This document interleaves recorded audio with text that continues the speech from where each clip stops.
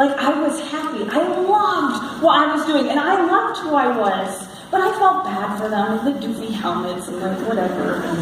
And so I humored them, mostly to like prove them wrong is why I listened to them. So I said, okay, I will live the way that you're telling me to. I'll live it to a T, and I'll live it long enough to allow contrast to happen, if it were to happen, right? And so I'm reading the Book of Mormon, and it makes no sense to me, but it's fine, because I told him I'd do it every day. And I'm praying every day. The worst prayers Heavenly Father's ever heard, because like I've never said them before, but I'm doing it because I told them I do it every day, just to prove them that all of these blessings that, they're telling me about, it's all in their head, right? You don't need to live this way to be happy. I'm happy right now, like, are you kidding? So I'm doing these things, and I'm trying, right? The simple things of the gospel, and now, joke's on me. Here I am. And so I was living the simple things of the gospel trying, right? It wasn't until I did my real try that I found myself overcoming.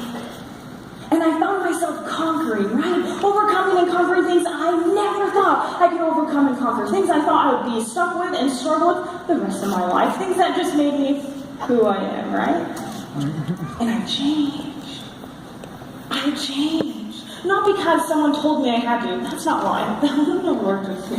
I changed because that is what happens when you feel the Spirit. That is what happens when Christ becomes a reality to you. You change because then you want to. And because then you can. And so, a week before my 21st birthday, I got baptized.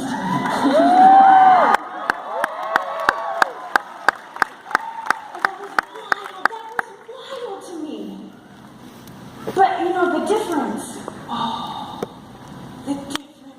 is real. The contrast is huge. That when I got that gift, right, when I got confirmed, I physically felt myself get that gift. And I thought I had happiness before, but it's because I didn't know better. So here I am with this happiness, this indescribable happiness that you could feel, a lasting happiness, right? And when you have something good, when you have something that makes you want to feel good, right, you want to share it. You want to share it with people you care most about, your friends and your family, am I right? So I turned to my friends, and not one friend stayed.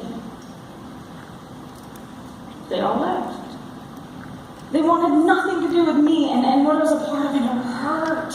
It hurt to see how easy it was for them to do that and how quickly they did. And I turned to my family and they hated it. They were worried. They were concerned. My dad, he looked me right in the eye, and we are the closest you could ever imagine, right? Me and my dad. And he says, "Al, I don't want you as a daughter anymore. I don't want you as a daughter anymore. You have to pick." And I remember thinking, what a easy decision for a difficult situation, right? I already chose who I wanted to follow, didn't I? That is what happens when we get baptized. So I said, okay, I'm doing this. Like, I just found out that happiness is real. It's real and exists. And it only comes from the gospel. I knew that. I could feel that. I knew that because I went 21 years of my life thinking and seeing if it came from somewhere else, and it doesn't. It does not. So I said, Dad, I'm sorry. I love you. And he kept his word. I didn't hear from him for years, and I prayed about going on a mission, and my answer was to move to Utah. And I was mad. I didn't want to move to Utah. Like, that's not what I asked for. Maybe if I asked differently, if I reworded my prayer, I'd get a different answer. That's not the case. And so I prayed about going on a mission, and my answer was to move to Utah. So I drove across the country to a place I'd never been before. I didn't know a single person, and I tried to get a job, but I didn't. I tried to bring a blanket with me, and that somehow didn't work out, and I slept on the floor wrapped in a towel when I moved to Utah. And everyone warned me about Utah right now. Don't go there. I was told, my branch president even, he goes, Al, don't go to Utah. Don't do it. And he said, if you move there, no one will like you.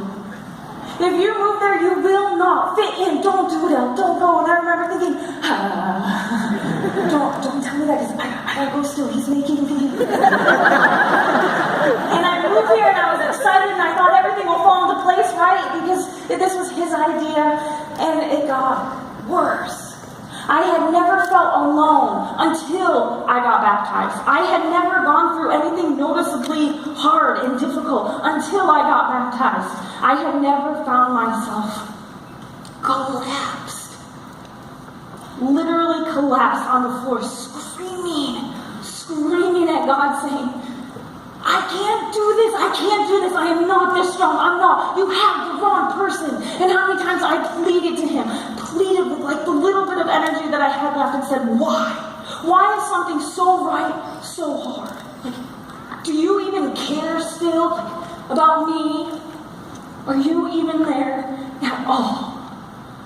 And to see my life just getting worse and worse and harder, and moving to Utah in a new place and being treated like the modern day Caraway, right? And I remember having to make a decision. You know, it's a decision I have to make. It's a decision you have to make every single day, and that is choose to get mad, choose to get offended or worried, or to choose to not.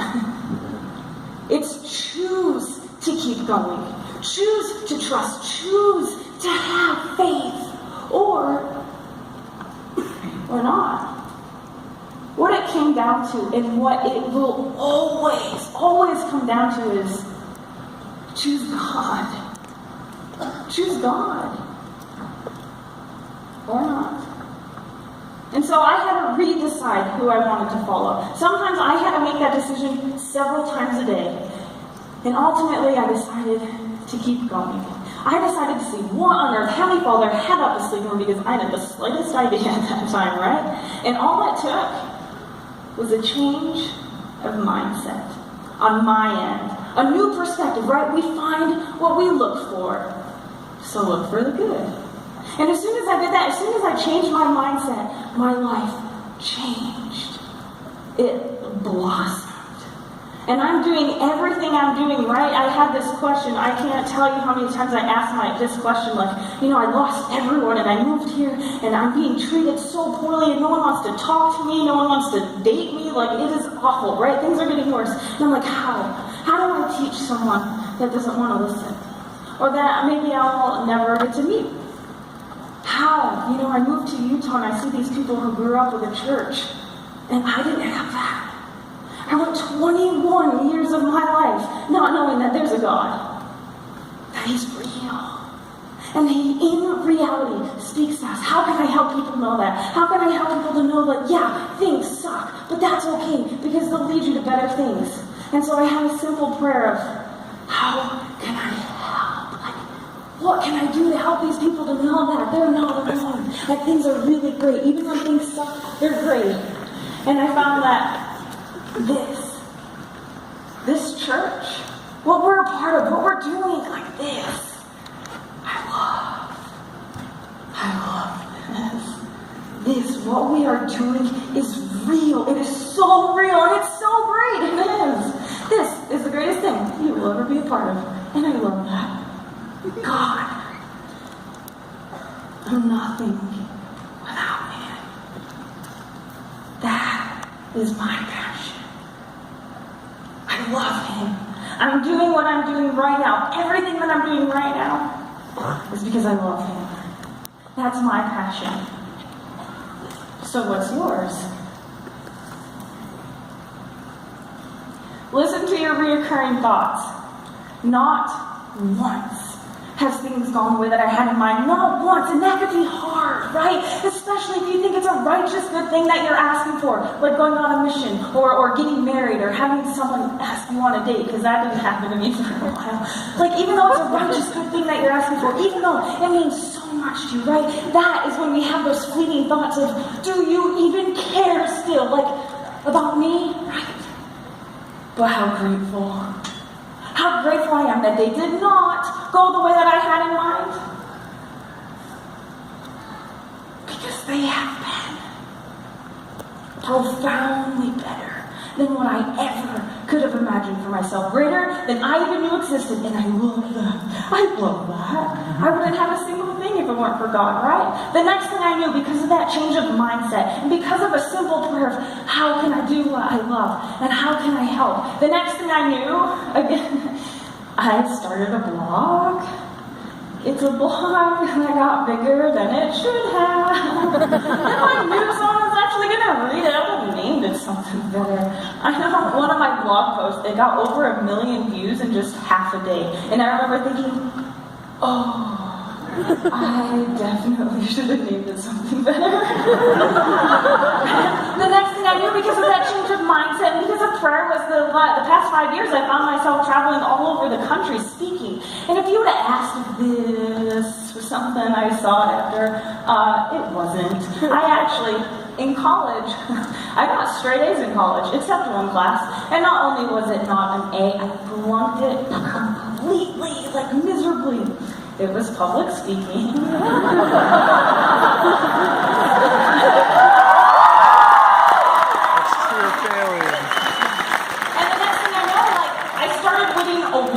For speaking, like, what the heck? And the next thing I knew, I spoke to 24,000 people with Elder Anderson, and he's awesome. Well, obviously, he's awesome.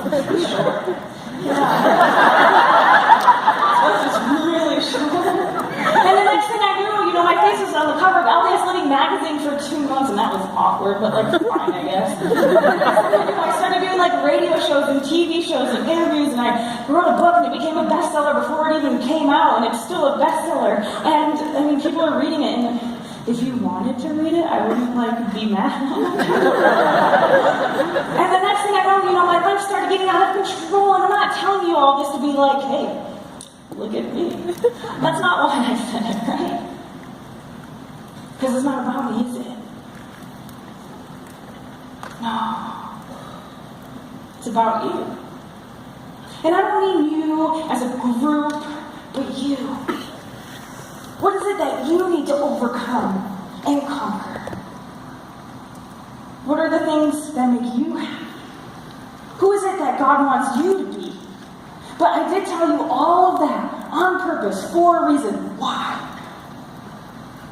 Because what it is you need to know is that there is so much more that I could be doing, and I'm not doing it. And the things that I am doing, I could be doing so much better, and I do, I know that. Every day I'm reminded of that. But what it is you need to know is that if you just try, your real try, regardless if you think it is the worst thing God has ever seen or heard in his life, like, if you just do your real try, you will find yourself in places you never would have thought of, doing things you never would have dreamed of, becoming better, becoming the person Heavenly Father has wanted you to become all along. And oh, what a feeling that is. What a feeling, right? You'll think this is funny. What does that say? Oh, this is my favorite quote that I made up. I'm listening to everyone who, speak, and I'm like, wow, their Bibles are cool. And I get up here, I'm like, what am I doing? I've had, a host follow me around all day, and she's probably like, this girl's crazy. But, really, who the heck am I? I am literally no different than you. I'm not doing anything different than you are, except maybe being, stubborn. But here's the thing.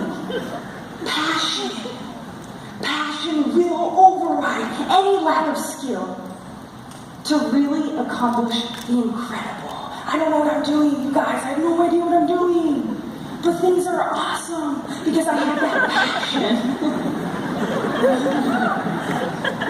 This is my motto. I also made this up. Actually, not really. Copyright was actually God because I was told it in a priesthood blessing. So I was like, hey now. I write down every single priesthood blessing I've ever gotten. I sit with a journal in my lap every time he says amen. I'm like, right? I have a journal from every single priesthood blessing I got from back in 2009, and I really hold him to his promises. I'm a real deal about them. But please loop God into it. Man, he's so so cool. Seriously, he's so cool. And he wants you to do awesome things, and he'll help you if you just try and if you just do them, right? You'll think this is a funny story. Well, maybe. Not really funny, I think. Maybe really funny. The day I decided to get baptized was the exact day my elders were going to drop me as an investigator. Why? I was right there. I was so close. Why would they do that? Well, what they thought was what they were doing didn't make a difference. They thought, maybe someone else could do it better. Maybe someone who was more, maybe someone who read the Book of Mormon all over. Maybe someone who had a stronger testimony. Maybe someone who was more confident, more outgoing, someone who dressed better, someone better at sports. Anything more of what they weren't. That's what they thought. But little did they know, right? Little did they know that just by them trying their real try, regardless of what they thought their shortcomings were, then I am here. Then I am here. Doing everything that I'm doing. And having everything that I do. And I am happy. A real and physical and lasting happiness. And where would I be if my elders gave up? If they let their shortcomings stop them? Where would I be? What would I be doing? I don't know. I don't want to know. And little do you know, right? Little do you know the impact you do and you will continue to have if you just keep going. And if you just choose God, no matter what. Never lose sight of why we're here. Never lose sight of what it is that we need to be doing. And the resources that we have, right? Embrace the unexpected, knowing who is guiding you. Right? Forget not whose hands you're in. Forget not that you have a God. You have a God, and always is He there to guide and direct and to warn and to give you the best ever created. Not just in eternities, but here, daily, immortality. And I love that. Yeah, hard times will consistently be there. That won't change.